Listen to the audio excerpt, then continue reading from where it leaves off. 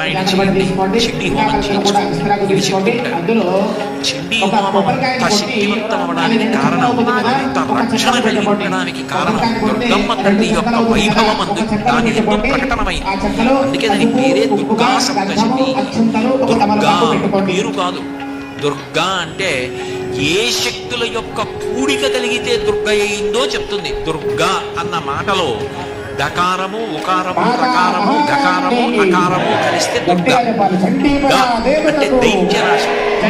అట్లాగే ఉకారం విఘ్నములు పోగొడుతుంది. విఘ్నం అంటే కార్యహంతి, ఇంకా పని జరగకుండా పోతుంది. అట్లా జరగకుండా పోయేటట్టు చేయగలిగిన విఘ్నములు తొలగించగలిగినటువంటిది ఆ దుర్గాలో ఉకారం.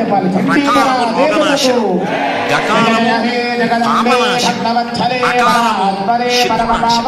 శత్రునాశనం అంటే నేనెవరి మీదో శత్రుత్వం పెట్టుకుని వాళ్ళు నశించిపోవాలని కోరకూడదు. శత్రు